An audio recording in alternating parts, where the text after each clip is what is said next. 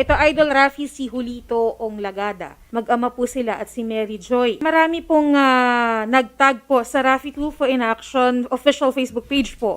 Tungkol po sa panawagan nito, Idol Rafi, na sila daw po ay pinalayas ng kanilang amo at pinagbibintangan daw po na nagnakaw.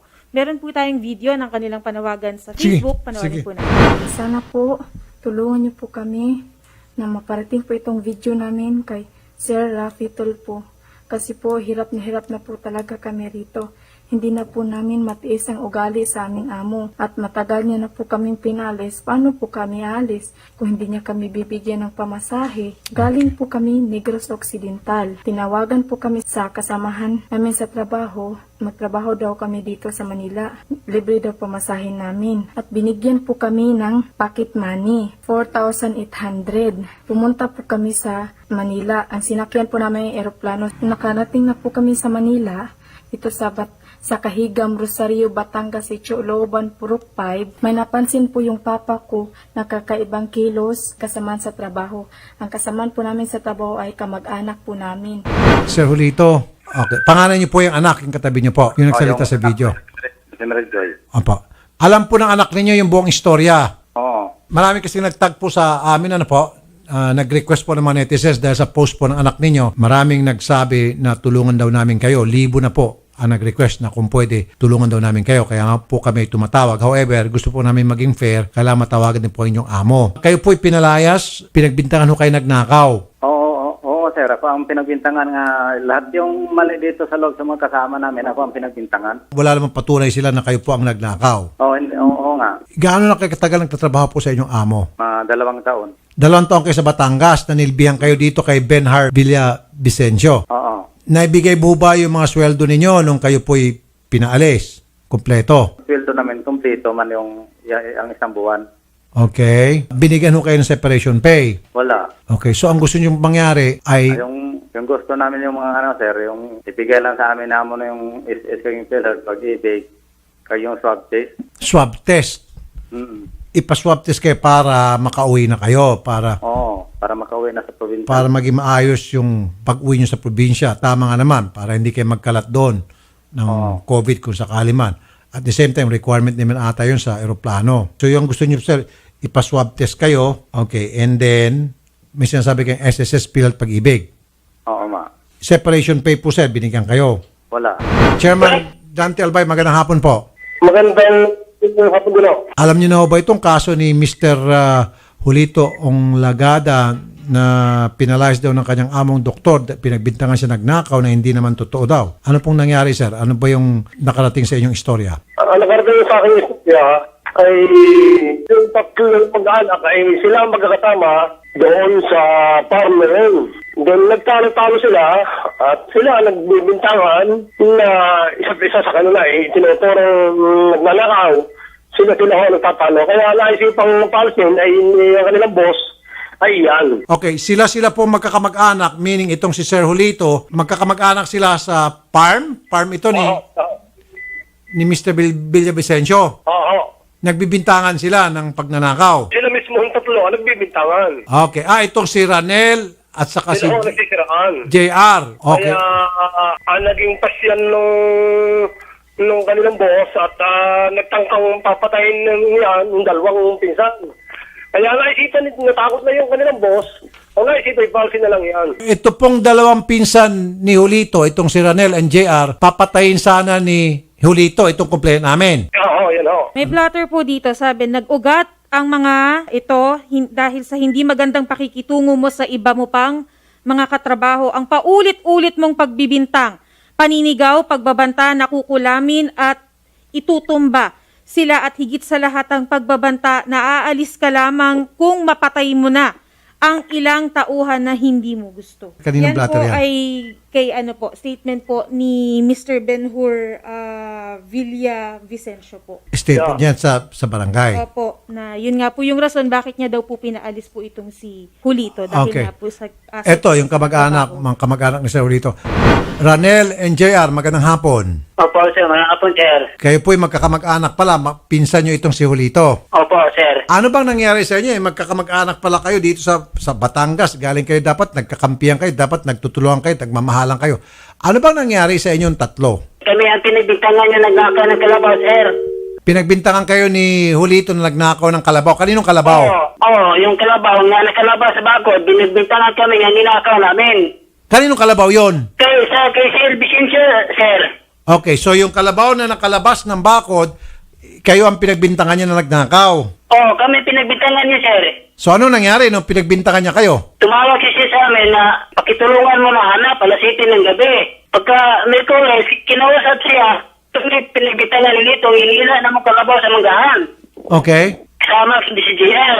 So nag-away kayo. Ikaw, si Julito, saka si JR. Kayong tatlo. Dahil lang doon sa bintang na sa kalabaw na nawawala. Opo, sir. Pero sino yung dahilan kung bakit nawala yung kalabaw? Kasi nakalabas bakod, sir. Nakalabas. Okay, so walang nagnakaw sa kalabaw, nakalabas lang. Pero kayong Wala binibintangan niya. naman, sir. Wala, sir. Okay. Nagreklamo ba yung amo nyo nung makalabas ang kalabaw? Hindi po. Sabi lang niya ni sir na pagkitulungan mo si Lito paghanap ng kalabaw. Ang reaksyon lang ng amo is hanapin yung kalabaw, tulungan si Julito, Opo, sir. hanapin. Ngayon, itong si Julito, agad-agad binintangan kang magnanakaw, kayong dalawa. Opo, sir. Bintangan ni kami ang nagnakaw. So nag-away-away na kayo dahil dyan. Oh, matagal na, sir. Nagaway-away na kami, sir. At meron bang nangyaring mga bantaan sa inyo? Tatlo? Oh, mayroon pa, sir. Nagbinta daw kami ng itlog. Oh, pati pigs. At pati kambing daw. O binintangan ka din? Kayo? Opo. Anong sabi naman ng amo ninyo tungkol doon sa mga bintang laban sa inyo? Hindi naman pananiwala po, sir. Kayo pang kinampihan. Opo, sir. Yung pagbabanta, may nangyari ba? Wala naman, sir. Kasi itong si Amon, nagpablates sa barangay, ang sinabi niya, binabantaan daw kayo ni Julito na tutumbahin. Oh, nagbanta, sir. Napatayan daw kami, sir. Merong ganon. Yung mag-ina daw, papatayan niya. Sino papatay niya? Yung asawa ko, tsaka yung anak niya, lalaki. Sabi niya, papatayin ka niya. Oh, papatayan daw niya. Yung dalawa. Chairman, Oo. meron ho palang nangyaring pagbabanta. Ayun, yung tatlong yung magpipinsan, ay sila na nga magpipinsan, sila pa ang gusto magpatayan tungkol doon sa kanilang mga alaga. Sa bait ng kanilang amo, ay ganun na lang ang kanilang mga salita. Magpapatayan, kung ang kanilang amo mabait, hindi sila pinagkagalitan. Yun ho, ang mga naririnig ko doon. So ang amo, pinaalis na lang itong isa para matapos ng gulo. Oo, yun ho. At binigyan ho ng pamasahe yan. Magkano po binigay? 25,000 at ako'y nagbigay ng 2,000 pang merienda. So 27,000. Yun naman 2,000 hindi nakapapil ho yun. Nasa kasunduan nila, sir, natanggap na po nila yung 25,000 pesos, maliban pa doon, natanggap na rin nila yung sahod nila na 3,250. Chairman, ang tanong ko, bakit si Julito lang ang pinaalis, hindi itong dalawa, si Ranel sa JR? So, sinasabi ho sa akin ng kanilang manager, ay pati sila'y takot na diyan. Sila'y sinisigaw-sigawan na. Pati yung manager na, takot na rin. Takot na ho. Talagang takot. Hindi makapunta ho doon eh. Magpapasweldo nag-aalangan pa pumunta dahil ng takot na diyan. Kaya kung yan. Ranel, Sir. bakit kayo takot kay Julito? Anong meron sa kanya? Isip mo, sir. May dala na sa sundang, sir. Matapang at meron dalang gulok. Opo, sir. Gihadlok niya kamo. Oh, yadlock mi na, sir. Yung nagsulong dire. Tinakot niya kayo at lubusob. Opo, ma'am. Kami. Sinong gumagawa ng patibong? Sir, ito, sir. Patibong para kanino? Sa mag-ina, sir. Kanino mag-ina? Si Henrita. Yung asawa ko, sir. Asawa niya, sir. Yung asawa mo, Opo, sir. ginagawa niyan patibong. Ano yung patibong? Anong klase yon? Pako, sir. Ginilagay sa kawayan, sir. Patpat.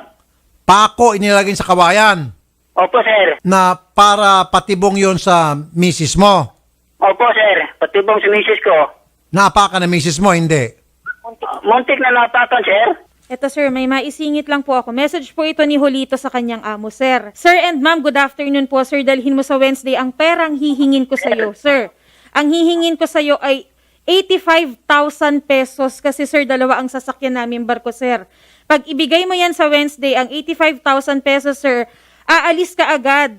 And, sir, pag hindi mo yan ibinigay, ang 85,000 pesos, ay tatawag ako sa dole at tatawag din ako sa sumbungan ng bayan, sir. Pero pag ibibigay mo yung 85,000 pesos, ay hindi na ako tatawag sa dole at hindi na rin ako tatawag sa sumbungan ng bayan, sir. Teka muna, baka naman karapat dapat siya makatanggap ng 85 pesos. Para saan doon 85 pesos? Yun daw po ay dahil dalawang sasakyan daw po. Barko. ang sasakyan nila, sir. Yun yung reason niya dito, sir. Dahil magbabarko sila, kailan yung 85,000? Yes. Sir Rolito, nabigyan kayo ng 25,000 ni Amo plus 2,000 pang merienda, 27,000. Yung natanggap namin, sir, 25,000 lang. Meron para po 2,000 pang merienda, sabi ni Chairman, so 27 lahat. Wala, 25,000 lang na tanggap namin. Pag bigay sa 25,000, alis niya agad. Sabi niyo po, sir, walang naibigay. Ngayon, meron pala. Hindi namin alam, sir, kasi yung pagbigay sa 25,000, baba namin sa barangay, sila nandyan pa sa taas. Okay. Sir, bakit kayo nag-away-away ng pinsan mo? Pati itong misis ng pinsan mo, ginawan mo ng patibong. Buti naman at hindi na apakan. Kung hindi, disgrasya po ang kahinatnan. Ba't mo ginawa ng patibong, sir? Ay, ito yung kinakwento na, sir, yung asawa na linagyan ko ng patibong. Hindi yung totoo, sir. Yung anak na si Pao yung linagyan ko ng patibong. Yung anak niya, ang nilagyan mo ng Si Pao. patibong. Oo, si Pao. Bakit niyo po nilagyan ng patibong yung anak niya? Noong buwan ng April, sir, hindi na ako makatulog. Alas 12 ng gabi hasta mag-umaga. Opo. Pinokpok na yung pinto ng CR ko sa tabi ng tulugan ko. So ngayon, ang balik noon, ginawa mo siya ng patibong. Lagyan ko siyang patibong kung mahuli kung sino ang tao nagpokpok sa pinto ng CR ko. Oo, para yung nagpokpok, yun yung makaapak doon, yari ka, Oo. patay ka. Sir, pag may mga ganon, hindi mo dinadaan sa patibong, sir, malaking disgrasya yon kung naapakan yon. Okay? Oo, alam- Pag ganon, nagsusumbong ka sa amo mo, nagsusumbong ka sa barangay o pulis. Di ba, sir? Hindi na ako nagsumbong sa pulis, sir, kasi naunahan ko ng... Maski na, sir. At saka, sir, bakit ka naghingi ng 85,000 at may kasamang pang pagbabanta? Yung hingi ko ng 85,000, sir, kasi yung barko ng pauwi ng Mindanao, July pa yung biyahe niya. Ngayon yung amo ko nagmadali, palasin namin sa natirahan namin. Ngayon, Naghanap ko ng biyahe ng barko, dalawa kong sakay ng barko para lang makauwi kami sa probinsya namin. so 85,000 po ang pamasahe nyo. Lahat na, sir, yung pagkain ng pamasahe, swab test, pocket money. Oo. Lahat na, sir, yung pagkain ng anak ko, quarantine pa 14 days. So lahat-lahat yung kwenta nyo na po. Ilan po kayo lahat uwi? 5 may lahat, sir. Lahat kayong 5 nagtatrabaho doon dyan sa farm. Ako lang mag-isa nagtrabaho sa farm. So sinama mo yung family mo dyan. Kasama yung family. Sinama mo dyan sa farm. Oo. At nakatira po dyan sa farm. Mm-mm. Meron bang utos galing sa amo na isama mo yung family mo sa pagpunta mo dito sa Negros para magtrabaho ko sa farm? Siya mismo ang gautos nga, padala na yung pamilya dito sa Manila para magtrabaho sa farm na dito sa barangay. Sinabi niya, punta ka rito, magtrabaho ka sa farm, dalhin mo buong family mo? Ganon? Oo. Chairman, Oo. si Bernard Villavicencio, he's a doctor at maging yung kanyang wife, ayaw na nila magbigay ng pahayag. Total kapag bigyan na silang pahayag kay Chairman. Chairman, Oo.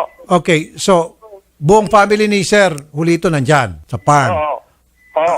At sabi niya, yung amo raw nagsabi, dali mo yung buong pamilya mo rito. Hindi, sir. Wala sinabi si mama na dalhin mo ng pamilya dito. Muna lang siya muna. Okay. Si Ranel ito nagsasalita. So hindi, gawa-gawa lang. Opo, sir. Okay. Sir Julito, Sir. pasensya na. Mukhang wala ako maitutulong sa iyo. Sa nakikita ko, mukhang kayo po may problema dahil maging yung mga pinsan na hindi mo po kasundo at ikaw na mismo nag-amin na naglagay ka ng patibong. Sabihin na natin Oo, sir. totoo yun na kinakalampag yung pinto. Pero hindi po dapat dinadaan sa paglagay ng patimbong na ang maging resulta noon ay maaring ikamatay po nung nakaapak doon or malaking disgrasya. Di po ba? And then, pangatlo, sir, wag ho kayong nagbabanta sa inyong amo. Wala ako nagbanta, wala- Yung 85,000 pesos po, sir, malaking pera yon. Kung pamasahe lang ninyo po pauwi ng probinsya, 5 kayo, napakalaki na po yon. At pasensya na, sir, mas naniniwala ko dito sa mga pinsan mo. Lalo pat sinabi mo, sinama mo yung buong pamilya mo sa request ni amo, I don't think so, sir. Siguro ikaw lang kusang nagdala sa family mo at sabi ni amo, sige, okay lang. Bakit amo mabait masyado? Ngayon, sir, bakit pati manager nyo takot sa inyo? Dahil palagi kami hawak na sundang, gulok. Hindi. Yung sundang, sir, nga, dinala ko, tinakot ko sila, sir, kasi alam ko nga, yung dalawang pinsan ko yung nagpalabas sa Kalabaw. Okay. So, alam mo yung dalawang pinsan mo nagpalabas ng kalabaw kaya tinakot mo sila ng gulok. Oo, tama, sir. Maraming salamat po, Chairman. Okay, ho. Magandang hapon po, Chairman. Salamat din ako. Apo, maraming salamat sa iyo, Mr. Ranel and JR Onlagada. Opo, sir. Salamat, sir. Maraming salamat po, Sir Julito. Magandang hapon po sa inyo, sir.